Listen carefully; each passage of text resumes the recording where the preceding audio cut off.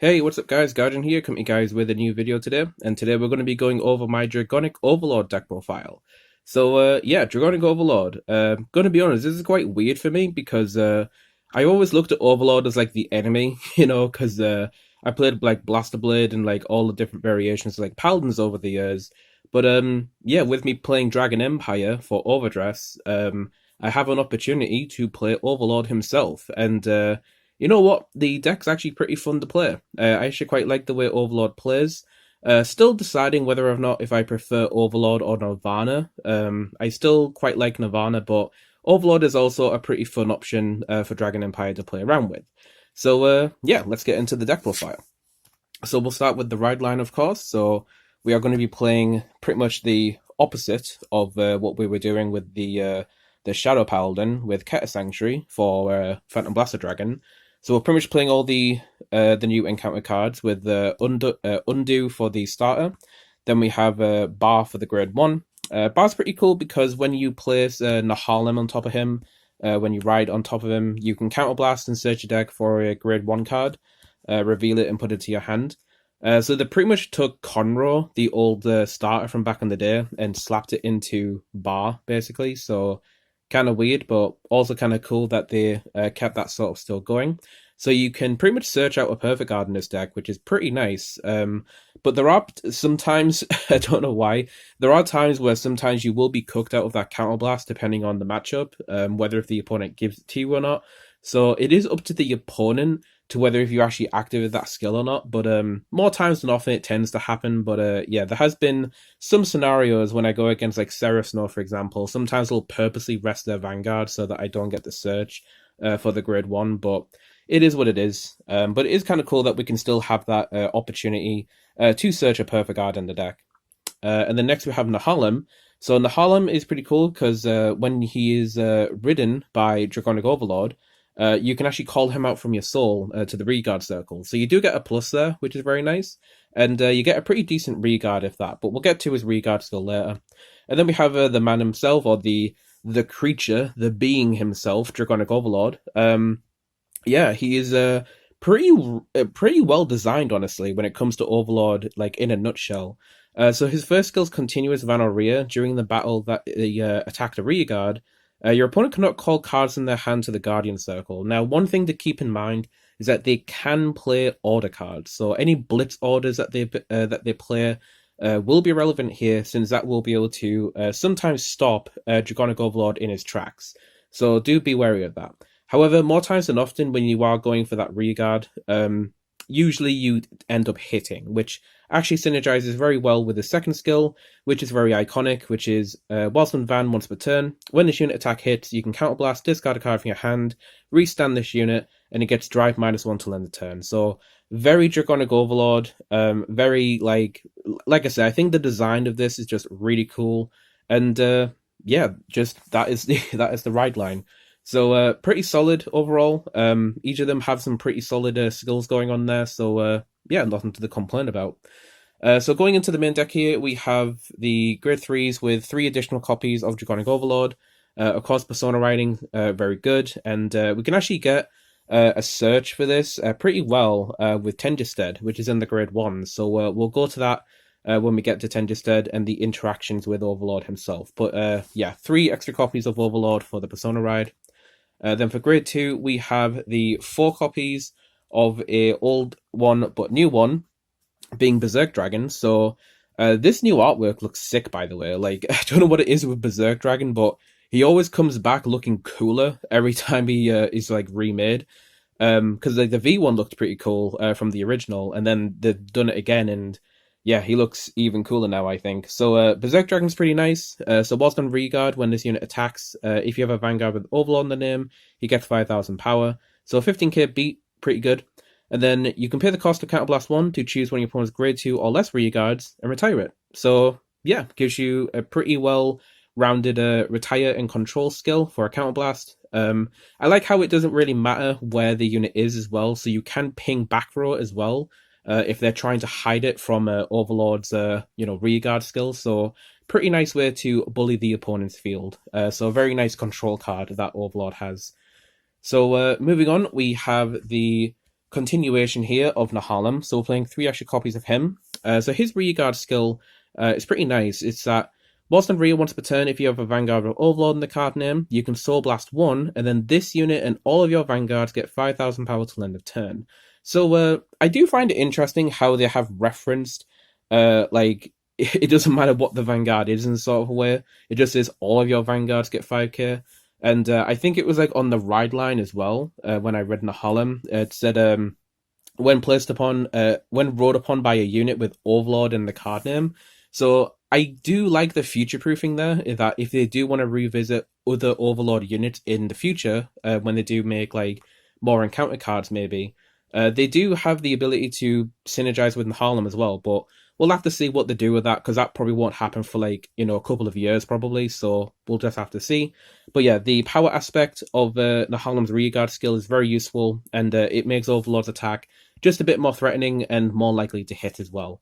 And you don't really use your soul in this deck anyway, so Soul Blast 1 for this is pretty nice, and it gives us some sort of use for it as well, so that's cool. Then moving on, we have 3 copies of the Ushikuni. So I've decided to go for a bit more of a beat stick build in this deck. You may have noticed that in the grade 3s, I wasn't playing Tribash. Now, Tribash is a card that you can use in the deck. The crit pressure is very nice with Overlord, but I kind of wanted to focus a bit more on just like making good numbers essentially, because I wanted to put more focus on Tenjisted and trying to get his on hit going basically, because I wanted to focus more on searching out my extra copies of Overlord for that Persona ride, since I do feel like the Persona ride turns with Overlord is pretty much the most deadly part of the deck, to when your units just get such, like a really nice power boost to pressure the opponent. So the Ushikuni can come down in the early game as well, which I like over Tribash, so you can get a bit of a grade 2 game going on for a bit of rush. And 15k is rather awkward to guard, since, you know, that would require a 5k guard against their, you know, if you're doing 15 against their 10k, they can't like chuck a 5k shield in front of that, right? They have to do 10, which obviously is going to be 2 5s, or it's going to be a 15k shield, which means they'll have to overguard to block it, which that's fine with me.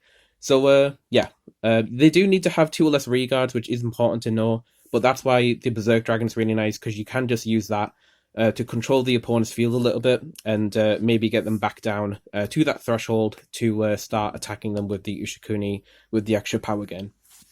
So 3 copies of him. And then the last grade 2 of the deck I'm playing is just 2 copies of the defensive order, the Burn Bright Pure Prayers. So this is a blitz order, so of course you can do this during the opponent's turn. So if your damage zone has 3 or more cards, choose one of your units and it gets 15,000 power to the end of that battle. So yeah, it's basically just an additional trigger. I kind of wanted to put 2 of this in the deck just to have that defensive option. It just comes in handy, and also if you do see these in the early game, they become pretty nice discard fodder for things like Overlord and stuff like that. So nice if you see them in the late stages of the game when you're at 3 or more damage, but early game, they basically just become discard fodder if you haven't got anything else worth discarding, basically.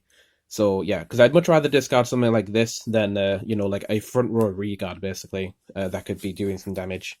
So 2 copies of those. So moving on over to the grade 1s, we of course have our Perfect Guard. Yep, like I say all the time, Perfect Guard, pretty simple, straightforward, don't need to explain. Then we have 4 copies of one of my favourite cards in the deck, which is Tenjisted. So Tenjisted has a really cool interaction with Overlord, because it says, when a unit attack boosts an attack that hits, you counterblast 1 and retire this unit, and then choose one of your Vanguards, and you search your deck for up to 1 copy of that card, and then put it into your hand, basically. So the thing I like with this is that, obviously, you're searching out the Overlord, but Overlord just works really well with Tenjisted, because it makes the on-hit more reliable because of that, you know, that guarding skill, basically. So I really like that, and you can basically bully into a rearguard, get rid of this, and then go search for another Overlord to prepare for a Persona ride turn, which is pretty cool. It does cost a bit of counterblast though, because you do need 1 for this and then 1 for the Overlord restand if you're going for that. But I do like that ability to be able to search that Persona.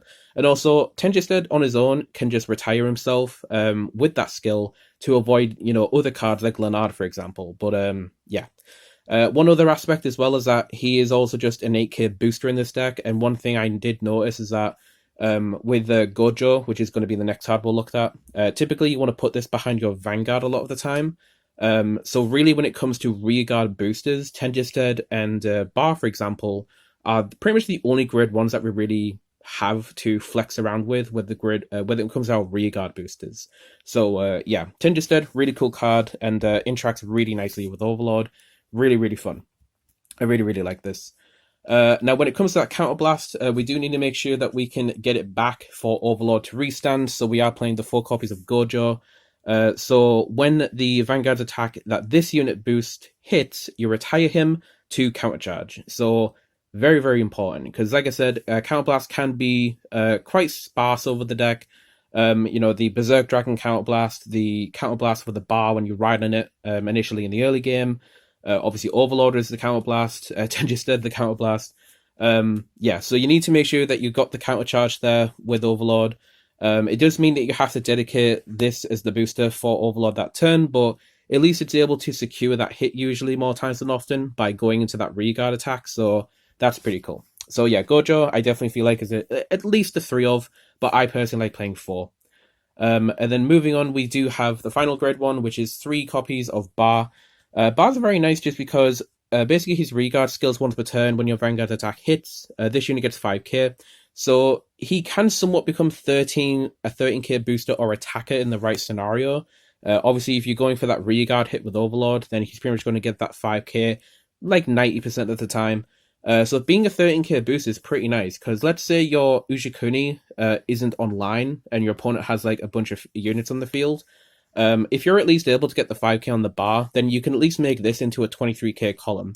And then if his skill is online, it's even better, because it's 28, and 28 is a lot better. So, yeah.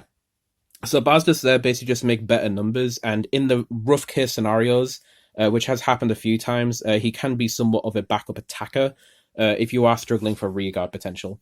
So yeah, 3 copies of bar. So going into the triggers here, of course, we have our over trigger, which is going to be the Drag Vector. Of course, restand the Vanguard. A lot of people say this is the Overlord, the over trigger. So yeah, now we have 2 Overlord in the deck, basically. So yeah, I have been able to do this once with Overlord, fortunately, and it is really cool. But yeah, it depends on when it happens, which will dictate on how effective it was. But yeah, it just generates you more card advantage, extra twin drive, extra 2 cards in hand. Very, very nice. And also it's kind of like a draw on the way as well, because you are drawing a card. But yeah, it's just really good. Don't really have to say too much about the over trigger, but it does feel nice when it goes off in an Overlord deck with that restand.